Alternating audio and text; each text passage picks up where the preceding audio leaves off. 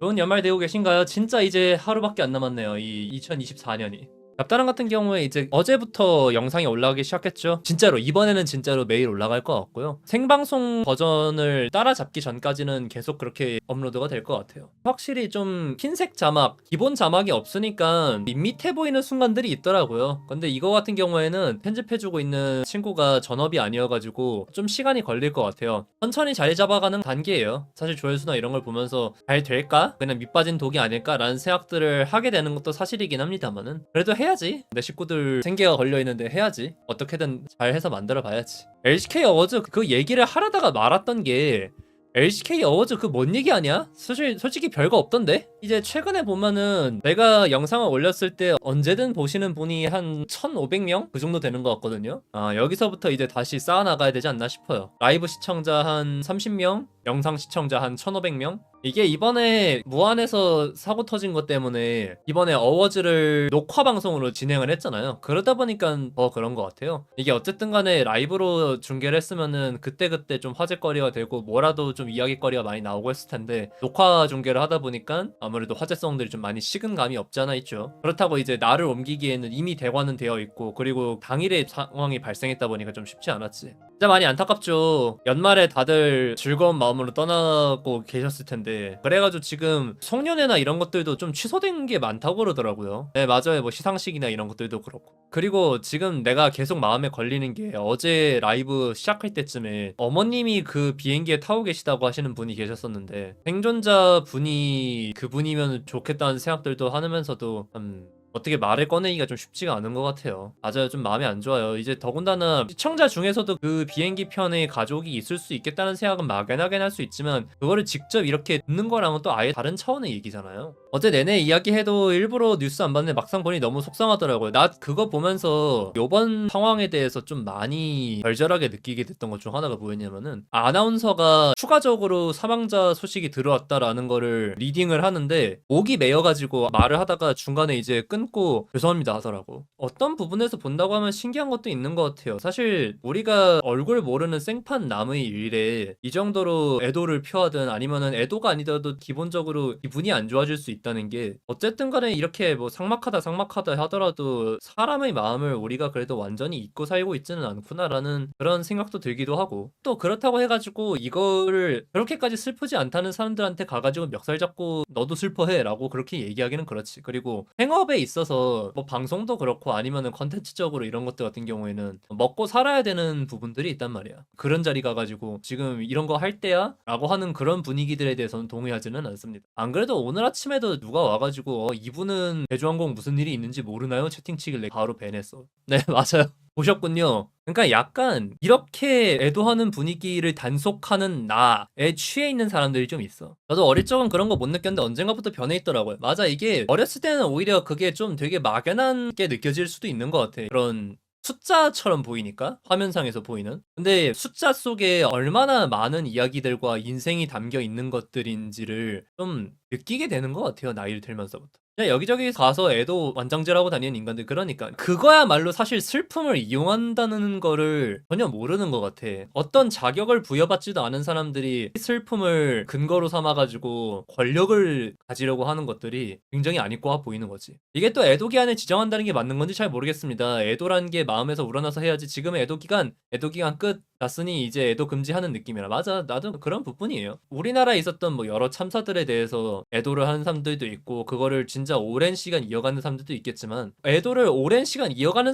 사람들에게도 유난이라고 할 생각은 없어요. 본인이 슬프면 슬픈 거지. 근데 반대로 슬프지 않은 사람들, 아, 이 정도 시간이 지났으니까 나는 이제 그런 슬픈 마음들이 좀 사라져서 내 삶을 살겠다라고 하는 사람들에게 태클을 걸고 그러는 것들이 바람직하다 생각하지는 않는 거야. 그냥 약간 눈치를 왜 봐야 되는지 잘 모르겠어. 어느 정도 이제 그 사건 직후라든가 그럴 때는 어느 정도 눈치를 봐야 되는 순간은 또 있기야 하겠지. 그게 이제 사람들 마음이니까. 그래, 이것도 결국에 다 애매한 이야기들이긴 해요. 어느 시점이라는 것이 대체 언제느냐라는 이야기들로 가겠지만은 애초에 본인의 감정, 본인의 상태에만 충실한다고 하면은 그런 것들을 고민할 이유가 없지 않을까? 그래 또 밥은 먹고 살아야 되는 거고. 참 보다 보면은 무서운 게 좀 그런 지점인 것 같아요. 이거는 사실 좀 전혀 뜬금없는 얘기처럼 들릴 수도 있거든요. 요즘은 장르라는 게 많이 의미가 없어졌다라는 그 말이 나온 지가 한참 됐잖아요. 이제 그냥 단순하게 한 장르만 얘기하기보다는 플레이어들도 진짜 뭐 힙합이 좋으면은 뭐 랩도 좀 섞고, EDM이 좋아? 그러면 전자음도 좀 섞고, 진짜 하다못해 뭐 클래식이 좋아? 그러면은 이제 현악기 좀 몇 개 넣고 짬뽕이 되는 게 일반적인 흐름이 된 지도 많이 됐잖아요. 왜냐면은 사실 예전처럼 어떤 장르를 좋아하는 사람들이 하드코어하게 모여있는 지역이 있고, 그래서 그 지역에 살면은 그런 음악의 영향을 받아서 자연스럽게 음악을 하게 되는 그런 게 아니라 인터넷만 들어가면은 온 세상 모든 장르를 들을 수 있으니까 그렇게 되는 거잖아요. 근데 그거랑 별개로 그럼에도 장르라는 것들이 유지가 되는 이유는 뭐냐면, 이름은 힘이란 말이에요. 이름이 붙는 순간 힘이 되고 상업적인 가치를 띠게 됩니다. 그러다 보니까 여전히 힙합이면은 뭐 내가 진짜 힙합이다, 아니면은 뭐 락은 어떻다, 이런 것들에 대해서 가지고 나오고 back to the basic, 뭐 이제 근본으로 돌아간다 해가지고 올드 스쿨들을 리메이크하는 사람들이 있고, 이제 이거를 다시 얘기들로 끌고 왔을 때 명칭, 사고라든가 그런 것들에 대해서 어떻게 명확한 명칭이 붙고 거기에 따라서 단체들이 생기고 그러면서부터는 그게 영원히 순수하게 쓸 수는 없다는 생각들도 좀 하는 거예요.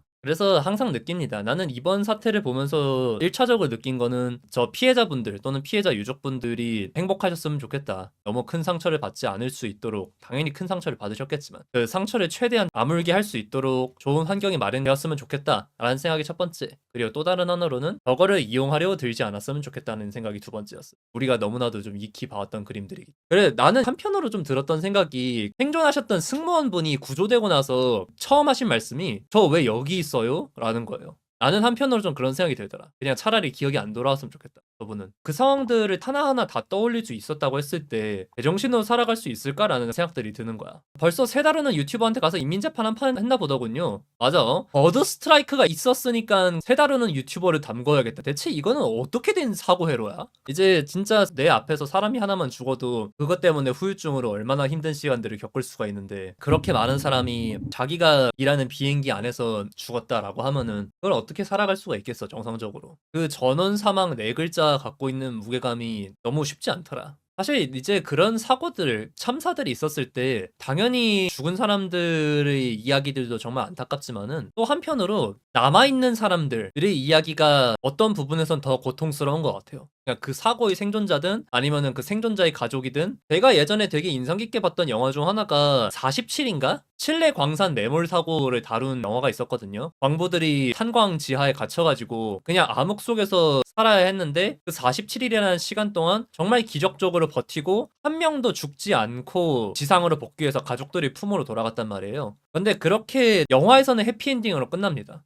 뭐 당연하지. 이제 전원 무사 구조됐으면 그거는 기적이고 정말 행복한 일이지. 근데 그 이후에 PTSD도 그렇고 그 안에 있는 시간 동안 생겼던 정신적인 문제에서도 그렇고 너무나도 쉽지 않았고, 그래서 가족들도 고통을 많이 받았고 자살한 사람도 좀 여럿 있는 걸로 알아요. 그 생존자 중에서. 제가 말했던 그 영화 말고 또 한 번 이제 리메이크하거나 아니면 또 무슨 다큐멘터리나 이런 걸로도 되게 많은 수익을 냈는데, 제작사나 이런 쪽에서 좀 작당을 해가지고 그 사람들한테는 돈 제대로 돌아가지도 못하고 사기도 많이 당했고, 그리고 매몰 사고에서 살아서 돌아왔는데 회사 쪽에서는 모르쇠했고, 그리고 다큐멘터리나 이런 거에 대해서 인터뷰하고 그런 것들을 탄광업계에서 내부 고발로 받아들였대요. 그래가지고 재취직이 안 됐다고 합니다. 보통 사람들이 시선을 많이 두는 거는 사고와 사고 직후의 상황들이지만, 어쩌면은 진짜 힘든 상황들은 그 이후의 이야기라는 것들이 참 마음이 아픈 것 같아요. 친족 사망 통보를 전화받은 지인이 있었는데 제가 당시 바로 옆에 있어 경찰서까지 데려다 줬는데 사람이 그렇게 슬퍼 보일 수가 없더군요. 제정신이 아니더라고요. 아, 또 주변에 계셨구나. 그래요. 비행기가 말이 백몇십 명이지 하나하나의 가족을 다 생각한다고 하면은 생각보다 진짜 관련된 사람이라는 게 정말 많을 거란 말이야. 그 사건으로 인해서 상처받을 사람이라는 게. LCK 인스타그램도 애도글에 명칭 가지고 난리치는 거 보면 사람들이 얼마나 분노할 배설거리만 찾고 다니는지 나는 그거에 대해서는 솔직히 잘 몰라가지고 내가 무슨 말을 못하겠어. 비행기 사고나 이런 거 있어가지고 보통 항공사 이름 붙이는 걸로 알고 있긴 하거든요. 그리고 비행기 사고나 이런 게 아니더라도 요즘 들어서는 점점 지역 이름을 빼는 분위기이기도 하고, 우리가 우한 폐렴을 왜 코로나라고 부르는데, 그러니까 뭐 이제 이거를 진짜 좀 삐딱하게 보는 사람들은 아 그냥 중국 눈치 보니까 그런 거 아니냐, 스페인 독감은 스페인 독감이라고 부르지 않았냐, 이런 식으로 얘기하기도 하는데, 어쨌든 간에 이게 앞으로 나아가는 그런 그런 방향이기는 하죠. 근데 사실 우리가 예전에 지역 이름 붙여가지고 하는 것들을 못 봤던 것도 아니고 나는 이 부분에 대해서 지향하는 방향이 있는 거는 확실히 알겠는데 그렇게 민감한 부분인가? 그래 조심했어야 되는 건 맞기는 하지. 내가 이거에 대해서 엄청 잘하는 것도 아니고 그냥 보면서 아 저게 저렇게 민감하게 받아들이는 사람들도 있구나. 약간 그 정도로만 좀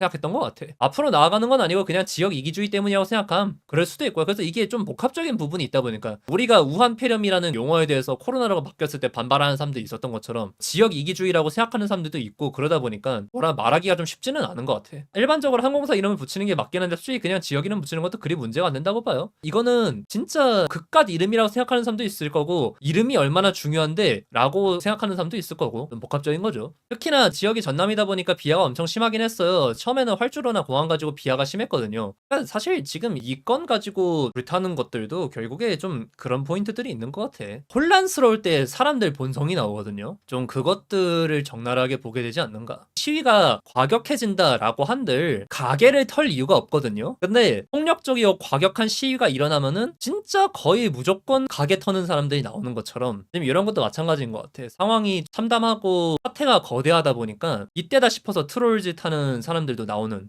그런 느낌. 지금 누구보다 집중을 해야 되는 거는 유족들이라고 생각을 하는데 생존자가.